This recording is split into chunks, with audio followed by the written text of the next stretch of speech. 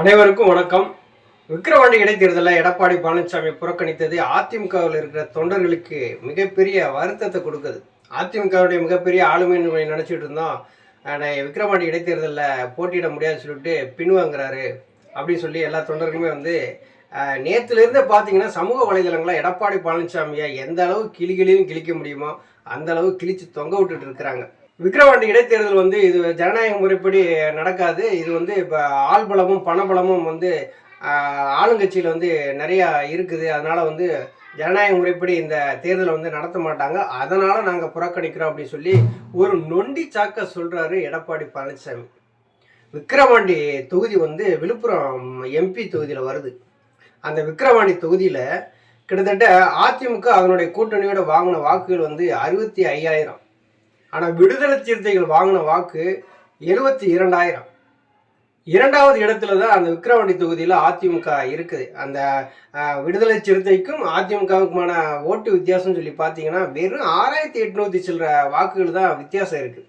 அந்த இரண்டாம் இடத்துல இருக்கக்கூடிய அதிமுக முதலிடத்துக்கு வருவதற்கு எடப்பாடி பழனிசாமி ஏன் தயங்குறாரு அப்படிங்கிறதா மிகப்பெரிய கேள்வியாக இருக்குது.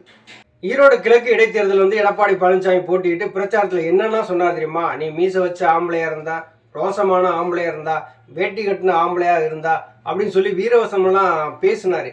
இன்னைக்கு அந்த வீரவசனம் எங்கே போச்சு அப்படின்னா தொண்டர்கள் கேட்குறாங்க, பொதுமக்களும் கேட்குறாங்க. அன்னைக்கும் ஆளுங்கட்சியா இருந்தது திமுக தான். அந்த நேரத்தில் எடப்பாடி பழனிசாமி ஈரோடு கிழக்கு இடைத்தேர்தலை போட்டியிட ஆர்வம் காட்டினார்னா விக்கிரவாண்டி இடைத்தேர்தலில் ஏன் ஆர்வம் காட்டலை அப்படிங்கிறதையும் மக்கள் கேட்குறாங்க. இப்போ 2019 அதிமுக ஆளுங்கட்சியாக இருந்தது. அப்போது நாங்குநேரி விக்கிரவாண்டி இரண்டிலுமே இடைத்தேர்தல் நடந்தது. அந்த இடைத்தேர்தலில் இரண்டிலுமே அதிமுக வெற்றி பெற்றது. அப்போ விக்கிரவாண்டி இடைத்தேர்தலில் முத்தமிழ் செல்வங்கிறது தான் போட்டியிட்டு வெற்றி பெறுகிறாரு. அன்னைக்கு திமுக நினைச்சிருந்தா அந்த விக்கிரவாண்டி இடைத்தேர்தலை புறக்கணிச்சிருப்பாங்க. அன்னைக்கு ஆளுங்கட்சியாக இருக்கிற அதிமுக இன்னைக்கு ஆள்பலத்தோடும் பணபலத்தோடும் ஜனநாயக முறைப்படியும் நீங்க நடக்கல அப்படிங்கிறத அதிமுக மீது நீங்க பழி சுமத்துறாரு எடப்பாடி பழனிசாமி. அன்னைக்கு ஆளுங்கட்சி அதிமுக தானே, இன்னைக்கு திமுக மீது போடுற அந்த பழி அதிமுகவுக்கும் பொருந்தும் தானே. அப்ப அதிமுக பலவீனப்படுத்துறாரா எடப்பாடி பழனிசாமி அப்படிங்கிற ஒரு கேள்வியும் இங்க எழுது. விழுப்புரத்துல விக்கிரவாண்டியில பாத்தீங்கன்னா அதிமுக மிக செல்வாக்கான ஒரு இடமா இருக்குது. பாட்டாளி மக்கள் கட்சியும் அங்க போன பாராளுமன்ற தேர்தலில் அந்த தொகுதியை பொறுத்தவரை கிட்டத்தட்ட ஒரு 35,000 வாக்குகள் வாங்கியிருக்கிறாங்க. எடப்பாடி பழனிசாமி எதுக்காக இந்த விக்கிரவாண்டி இடைத்தேர்தலை விட்டு கொடுத்தாரு அப்படின்னு தெரியல. சிவி சண்முகம் இங்கே மாவட்ட செயலாளராக இருக்கிறாரு. அந்த விக்கிரவாண்டி தொகுதியில் போட்டியிட்டு அதிமுக வெற்றி பெற்றுச்சுன்னா சிவி சண்முகம் கட்சியில் பெரிய ஆளாக தலையெடுக்க ஆரம்பிச்சிருவாரு. அவரை அமுக்கிறதுக்கு எடப்பாடி பழனிசாமி இந்த வேலையை செய்கிறாரு அப்படிங்கிற மட்டும் நமக்கு நல்லா தெரியுது. ஏன்னா எடப்பாடி பழனிசாமியை பொறுத்தளவில் யாரும் அதிமுகவில் மிகப்பெரிய அளவில் இடத்துல வந்துடக்கூடாது, தான் மட்டுமே அந்த இடத்துல வரணுங்கிறதுல மிகப்பெரிய குறியா இருக்கக்கூடியவர். பொதுமக்கள் எல்லாருமே இன்னைக்கு காரி துப்ப ஆரம்பிச்சிட்டாங்க. இரண்டாவது இடத்துல இருக்கக்கூடிய அதிமுகவை அந்த இரண்டாவது இடத்துக்கு யார்கிட்ட விட்டு கொடுக்குறாரு அப்படிங்கிறது மிகப்பெரிய கேள்விக்குறியா இருக்கு. தேசிய ஜனநாயக கூட்டணி அந்த இடத்துல போட்டியிட போகுது. அப்ப பிஜேபிக்காக எடப்பாடி பழனிசாமி விட்டு கொடுக்குறாரா? அப்ப பிஜேபி மறைமுகமா ஆதரிக்கிறாரா?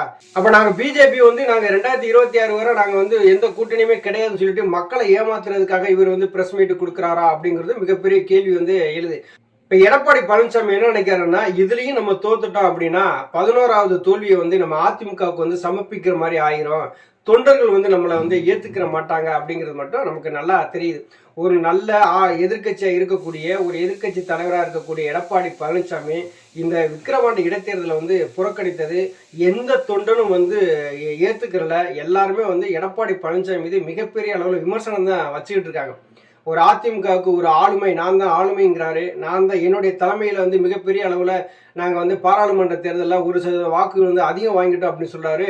விக்கிரவாண்டி இடைத்தேர்தலில் ஒரு நொண்டி சாக்கு சொல்லி அதிமுகவை பின்னடைக்கு தள்ளிட்டு இன்னைக்கு திமுக வெற்றி பெறுவதற்கு மிக முக்கிய காரணமா இருக்கிறாரு. அதை விட மிகப்பெரிய கூத்துன்னு சொல்லி நம்ம பார்த்தோம்னா இங்க பிஜேபி இரண்டாவது இடத்துக்கு வருவதற்கு மிகப்பெரிய அளவில் அவர் வேலை செய்கிறாருங்கிறது நமக்கு நல்லா தெரியுது.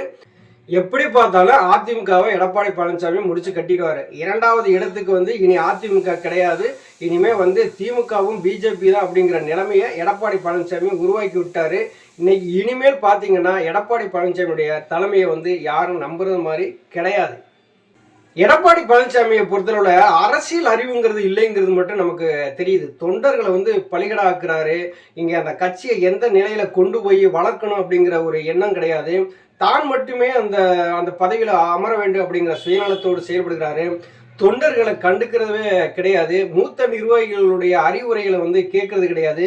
இங்க அரசியல்ல ஒரு அறம்னு ஒண்ணு இருக்கும். அந்த அறத்தையே பலிகடா ஆக்கி அந்த அறத்துக்கே துரோகம் செஞ்சவர் தான் எடப்பாடி பழனிசாமி. அந்த மாதிரியான சூழ்நிலையை தான் இன்னைக்கு உருவாக்கிட்டு இருக்கிறாரு. இதுல ஜெயக்குமார் மாதிரியான ஆட்கள்லாம் விக்கிரவாண்டி இடைத்தேர்தலில் போட்டியிடல, இதை பத்தி உங்களுடைய கருத்து என்னன்னு சொல்லி கேட்கும்போது அவங்க சொல்ற பதில் என்ன தெரியுமா? அம்மாவே ஒரு தடவை இடைத்தேர்தலெல்லாம் புறக்கணிச்சிருக்கிறாங்க.